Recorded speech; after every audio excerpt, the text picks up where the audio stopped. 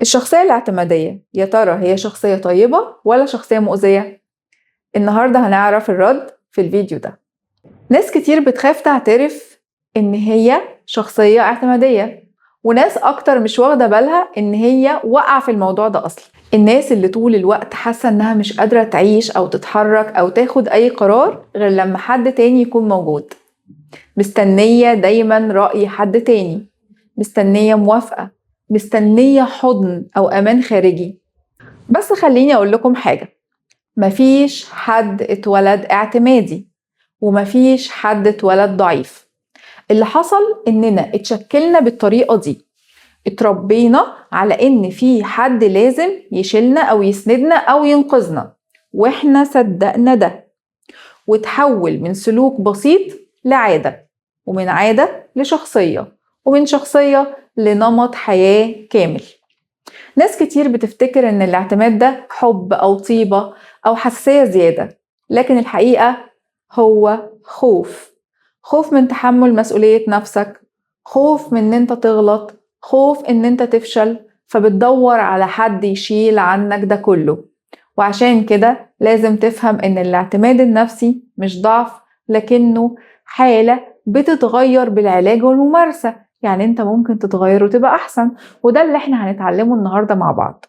لو رجعنا شوية لورا هتلاقوا ان اصل المشكلة دايما بيبدأ في الطفولة.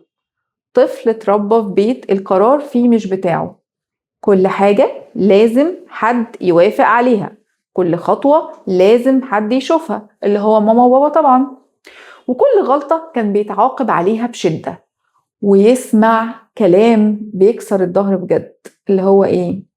انت مش قد المسؤولية، انت مش هتعرف تعملها لوحدك. الكلام ده ما عداش بالساهل كده، الكلام ده بنى شخصية خايفة من جواها. الشخصية دي بدأت مع الوقت تشوف ان الامان موجود بره بس، ومع الوقت بيكبر الطفل ده ويبقى شاب او بنت شايلة نفس الصوت جوه دماغها، انا مش هعرف، انا مش هقدر لوحدي. ونكبر اكتر ونبدأ ندخل في علاقات، وبتبدأ تحصل مصيبة حقيقية اللي هي ايه؟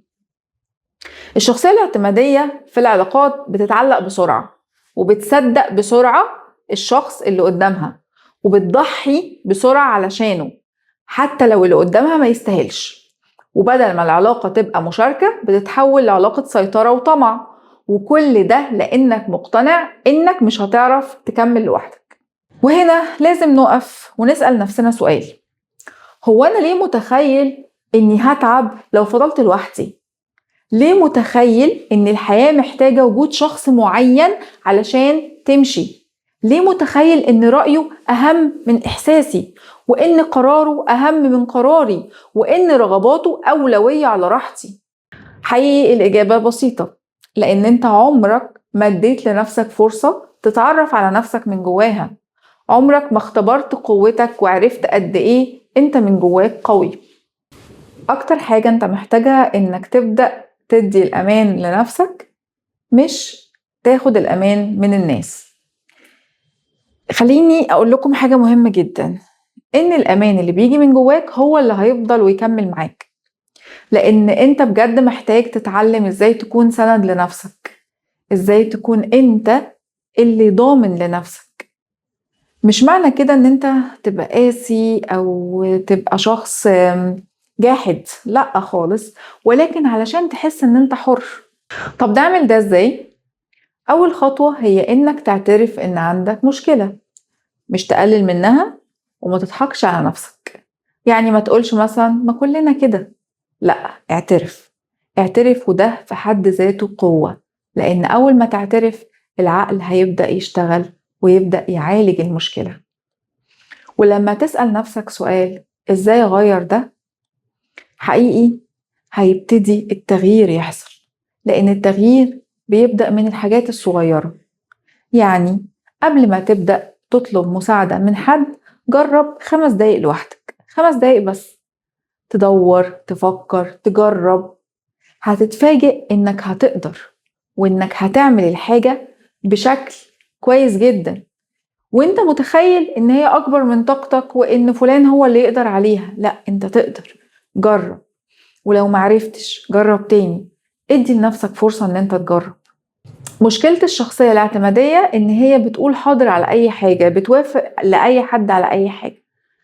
اتعلم ان انت تأجل الموافقة. يعني ايه تأجل الموافقة؟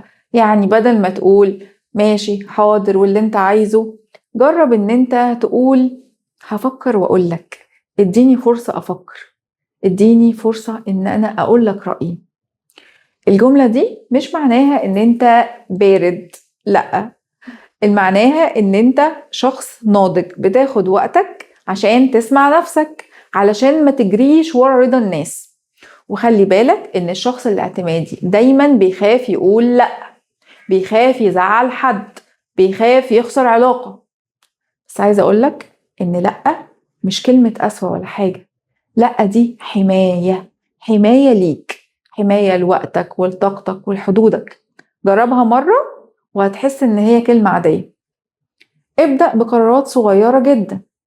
اختار أكلك، اختار لبسك، اختار مكان القعدة بتاعتك، اختار الفيلم اللي هتتفرج عليه. حاجات صغيرة جدا ممكن محدش ياخد باله منها، بس هي مهمة علشان تبدأ تحس ان انت بتعتمد على نفسك، تبني جواك عضلة قوية اسمها عضلة الشخصية. لما العضلة دي تقوى هتلاقي نفسك بدأت تاخد قرارات أهم بكتير. من أهم الخطوات إنك تسأل نفسك قبل أي قرار، إيه أسوأ حاجة ممكن تحصل لو أنا غلطت؟ اسأل نفسك بصدق، هتلاقي إن أسوأ حاجة مش أسوأ حاجة ولا حاجة. يعني هيحصل إيه؟ هتتحرك شوية، يمكن كده هتتعلم، يمكن الخطوة دي تخليك أحسن، بس مش هتحصل كارثة يعني. إحنا اللي بنكبر المواضيع جوه دماغنا ونخليها مشكلة ونديها أكبر من حجمها. مهم قوي إن أنت تعمل لنفسك روتين مستقل. وقتك مع نفسك لازم يكون مقدس. تتمشى شوية، تكتب، تشتغل على هدفك، تعمل حاجة بتحبها، تعرف نفسك كده وتفهمها، تقعد مع نفسك حبة، تفهم مشاعرك. لأن الاستقلال مش بس معناه إنك بتاخد قرارات مستقلة، لأ، الاستقلال في نمط الحياة كله. عايزة أقولك في آخر الحلقة إنك مش طفل محتاج حماية، أنت إنسان محتاج مساحة ينمو فيها، محتاج مساحة يتنفس فيها، محتاج ياخد فرصة يختار فيها. كل مرة بتاخد قرار حتى لو صغير انت بتقول للعالم أنا موجود وأنا أستاهل إن أنا أتسمع. اوعى تفضل طول حياتك مجرد نسخة من توقعات الناس. اوعى تسيب نفسك لحد هو اللي بيحدد قيمتك، وهو اللي بيحدد حياتك. قيمتك جاية من تجربتك انت، من قراراتك، حتى من غلطاتك، من قوتك في ان انت تتعلم من غلطاتك، من الاوقات اللي وقعت فيها ووقفت تاني. لو الحلقة دي لمستك ابدأ النهاردة، خد قرار واحد لوحدك، حتى لو قرار بسيط، بس يكون قرارك انت، لان الرحلة كلها بتبدأ اول ما تقول لنفسك انا اقدر وانا كفاية.